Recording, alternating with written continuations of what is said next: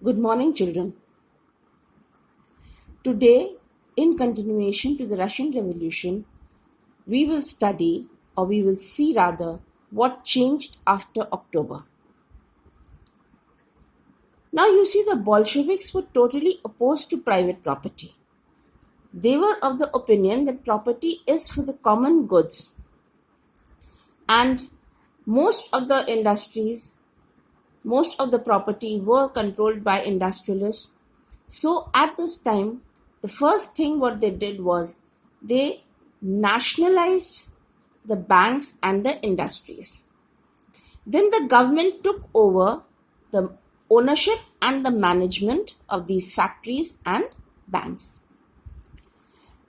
Old aristocratic titles, means whatever titles the Tsar had given to the people, were now no longer used, because that was done to bring equality and socialism.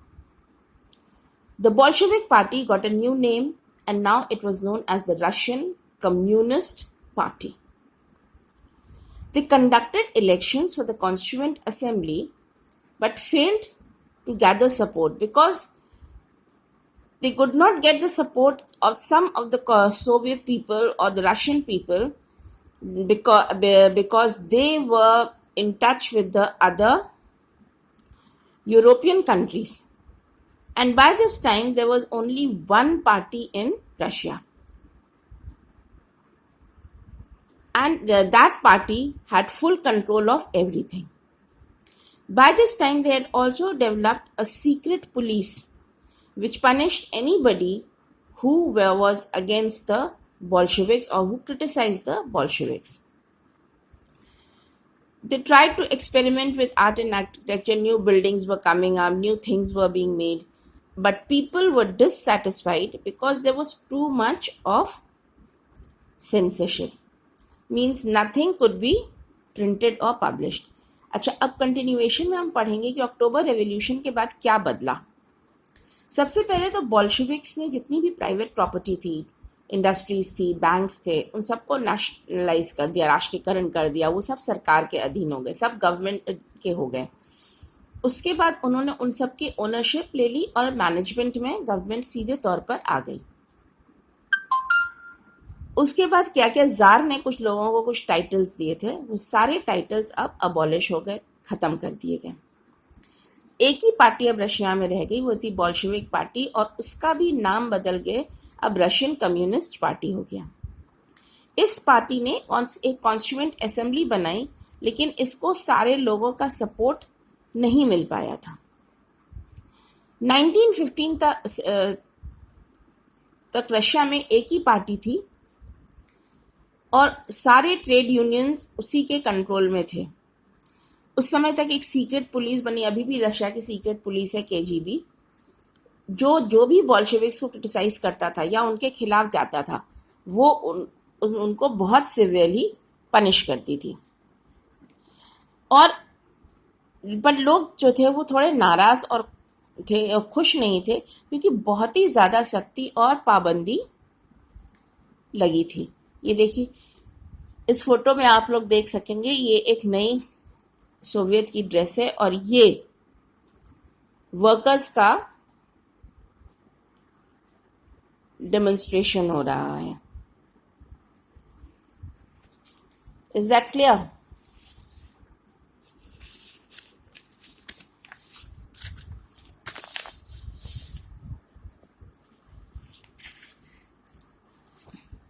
Next topic that we come to is a civil war. Now, what is a civil war? A civil war is a war which is fought within the country. Civil war is a war when you are fighting within the country, when you are fighting against your own forces, when you are not fighting with an enemy, foreign enemy. ये Russia में जो civil war हुआ, civil war क्या है? वो civil war ये है कि जो लड़ाई आप अपने आपस में लड़ते हैं, ये लड़ाई आप किसी दूसरे देश से या दूसरे लोगों से नहीं लड़ते हैं. This is a war within the country. Now you see Russian society, Russia और the Russians were divided into 3 groups.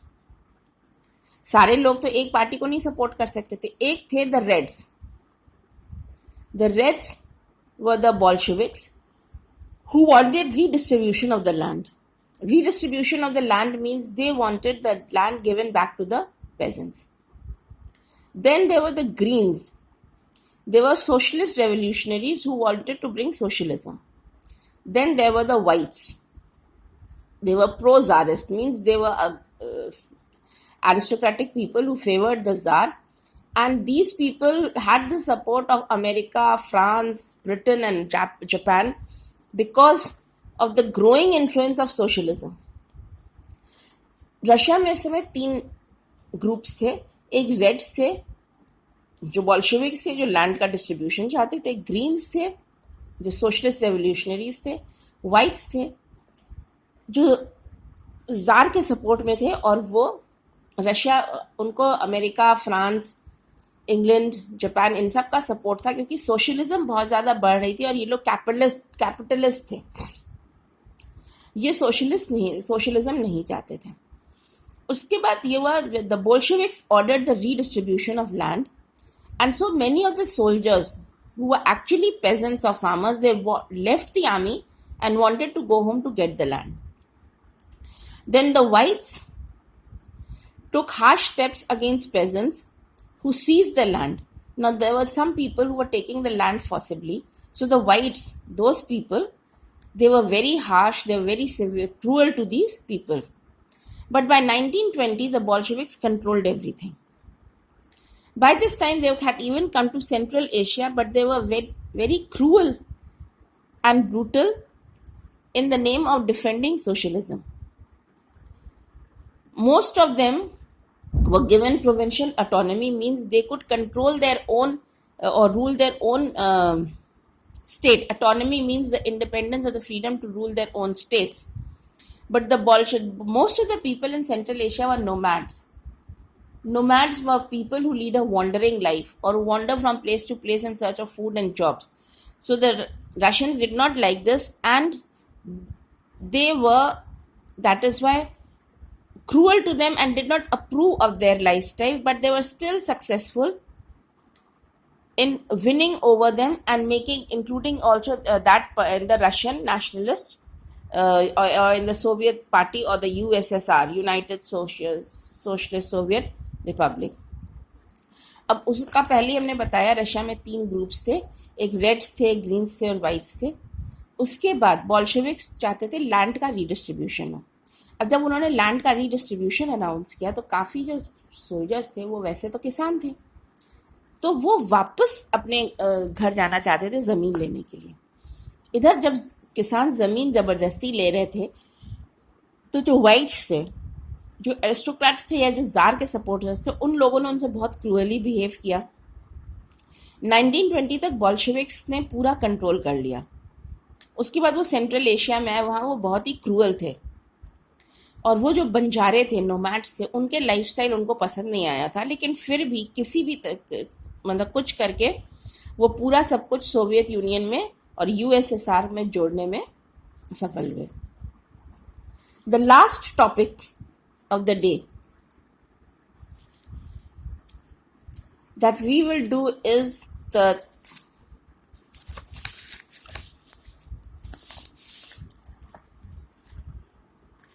making of a socialist society.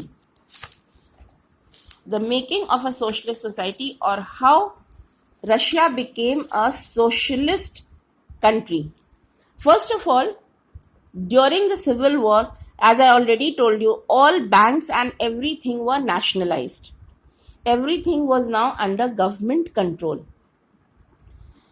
The land was confiscated and now there was collective or cooperative farming. And they wanted to teach the people, show the people how collectivism would work. Then the officials were announced to reshape the economy and make 5-year plans. It was this 5-year plan which India later incorporated in its constitution. Then many new factories were set up and production also increased. And there was 100% increase in production of coal, oil and steel. But the condition, the progresses were there. They were doing very well. But the workers, they lived in unhealthy and unhygienic conditions. Now, another thing, most of these people were farmers. The people working in the factory, originally they were from villages, so they had an elementary education.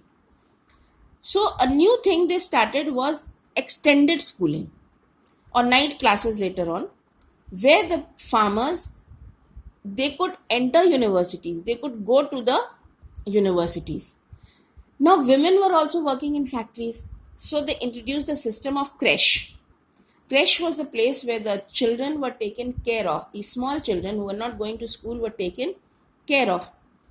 And slowly, steps were also taken to improve the conditions of the workers. But it was done very slowly because they had limited resources. Now, how did they make a socialist society? First of all, उन्होंने सारे banks वगैरह को nationalise तो कर दिया, सब कुछ उनके हाथ में ले लिया. उन्होंने जो फार्म लैंड, जो खेत लिए थे, उसकी उन्होंने वो किया, क्या बोलते, कोऑपरेटिव फार्मिंग. दिखाते थे किस तरह, दिखाना चाहते थे किस तरह से कोऑपरेटिव फार्मिंग या कलेक्टिव फार्मिंग हो सकती है. उसके बाद उन्होंने ऑफिशियल्स को बोला वो इकोनॉमी को रीशेप करें और इस तरह करें कि किस तरह से 5-year प्लान्स बन सके जो इम्प्रूवमेंट दे सके. और वो उन्होंने 5-year प्लान्स बनाए अपनी इकोनॉमी को इम्प्रूव करने के लिए. उसका फ़ायदा भी उनको हुआ. एक तो गवर्नमेंट ने सारी चीज़ों की प्राइस फिक्स कर दी, 2 5-year plans means for 10 years, 10 साल के इन्होंने सारी चीज़ें फिक्स कर दी. उसके बाद फैक्ट्रीज का प्रोडक्शन 100% हो गया. कोल का, ऑयल का और स्टील का, कोयला, तेल और स्टील, ये 100% इसका इंक्रीज हुआ प्रोडक्शन में. और इसलिए, लेकिन जो वर्कर्स काम करते थे वो बहुत ही अनहेल्दी और अनहाइजीनिक कंडीशंस में रहते थे. फिर औरतें भी काम करती थी, विमेन भी काम करते थे. तो उन्होंने बोला कि क्रैश बनाते हैं जिसमें कि इनके छोटे बच्चों को देख सकेंगे ये. और उसके बाद लेकिन इम्प्रूवमेंट बहुत ही स्लो था. जब फिर उन्होंने इम्प्रूवमेंट करने की कोशिश की इन फैक्ट्रीज के लोगों की, इनकी लाइफस्टाइल की, लेकिन रिसोर्सेज कम होने के बाद इम्प्रूवमेंट बहुत था. इसीलिए उन्होंने इसको सोशलिस्ट सोसाइटी बनाया, वहाँ all were equal. Now here you can see in this photograph, see these are some of the photographs where children are studying in a school. Exactly, at that time there was one table and children sat opposite one another. Then here is another child during the 5-year plan. Then this is a factory canteen, a dining hall where they would have a common lunch. जैसे आजकल factories में हुआ, इस तरह से जो workers उनके factories में काम करते थे उनके लिए लंच का इंतज़ाम या खाने पीने का इंतज़ाम उस तरह था. ये वहाँ की फैक्ट्रीज थी, धुआं निकाल रही चिमनी, और ये एक सोशलिज्म का सिंबल था. इस दैट के ये एक पोस्टर था धुआं निकलता हुआ कि this is Soviet Russia which is breathing. Russia सांस ले रहा है, धुआं उगल रही है फैक्ट्रीज, रशिया सांस ले रही है. Is that clear? Thank you.